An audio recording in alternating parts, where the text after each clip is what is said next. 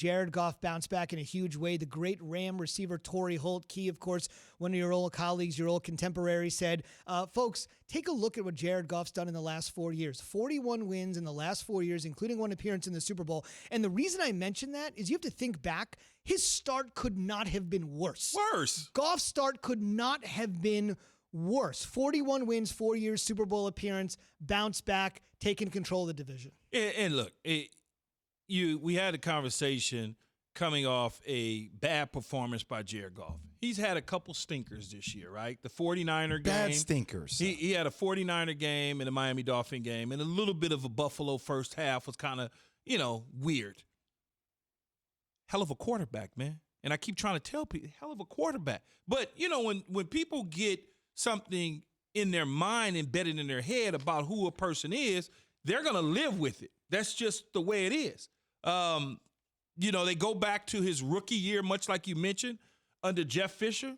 He didn't have a chance. In comes Sean McVay. The next thing you know, they go to the Super Bowl. He has a down season last year, but a good season, but just a down year compared to the Super Bowl year. This year, he was playing pretty good up until they hit a huge bump in the road against Miami, and then all of a sudden, the 49er game, he turns the ball over. I never for once put in my head that he was going to be benched or anything like that, because I know Sean McVay is going to fix it.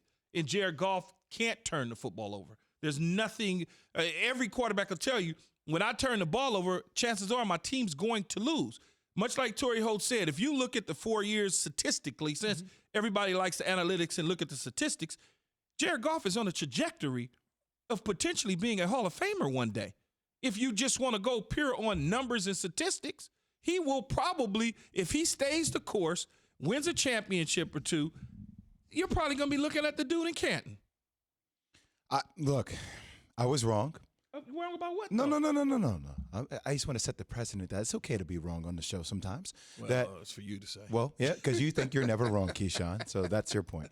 Look, there's a part of me that wants to root for Kyler Murray. But obviously what Key said the other day going into the game is that the scouting report is out on Kyler Murray is something that paying attention to the game yesterday, seeing how small he is in the pocket and how intimidating the Rams defense actually is. Look, I've also said this about the Rams. That I actually think that they can win the Super Bowl depending upon if you get Jared Goff at a high level. He's been inconsistent. Their defense is something that I think is there. It's Jared Goff if he could bring that each and every day. As it relates to Kyler Murray, I mean, it's going to start to get tough now. And I think also just it's how he leads sometimes. I think when they get down, it seems like he gets pressured and he starts trying to do things outside himself. Granted, a lot of teams, I think, do this, Keyshawn. A lot of quarterbacks do this when they're down in games and they have to start throwing the ball. But it's interesting just kind of seeing some of his mannerisms after games. I want to see him win. I think it's going to be tough for him with that size. Well, look, I don't really – his size doesn't bother me in terms of the system in which they run.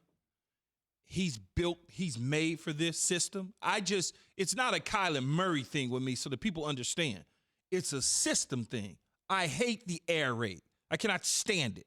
I don't believe you can win long-term in the National Football League with that style of offense. It puts too much pressure on your defense. When you get 3 and out, it's problematic. You get 5 and out. You turn the ball over. You give them a short field. You now have put your defense in harm's way. Time of possession is extremely important. And maybe I'm old school, traditional, whatever you want to call it. Maybe I'm caught up in dinosaur ages, even though I'm young, that I believe that you have to have some sort of traditional offense and defense in the National Football League to win. You cannot just expect for Kyler Murray to throw the ball all over the lot, okay? You just can't, because there's some things that if you keep him inside the pocket, that interception is a perfect example.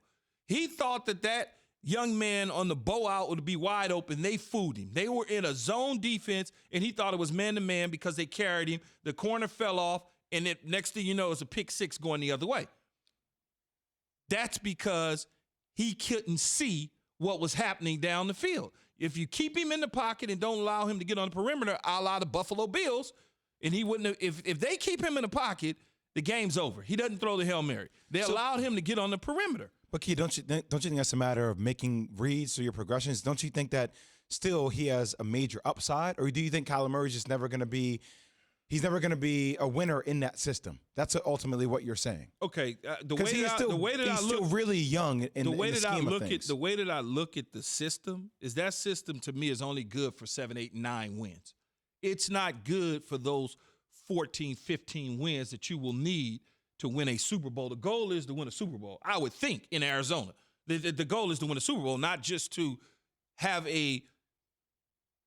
be third in the division, win 8 games. Look, we made progress. That's not the goal. When they hired Cliff Kingsbury, the goal was to win a Super Bowl. When they traded Josh Rosen and went and got the Heisman Trophy winner that they could plug into a system that he was in college, whether it was Texas A&M or Oklahoma or high school, they said, okay, we got a dynamic guy who can run our offense, which is true. The problem is that style does not work for longevity in the National Football League. I wouldn't give a damn who you ask. I'm just telling you with my eyes, you could poll as many defensive coordinators as you want. They will all say to you that I really don't want to be a part of a team with an offense like that because it puts my defense in harm's way. Thanks for watching ESPN on YouTube. For live streaming sports and premium content, subscribe to ESPN Plus right now.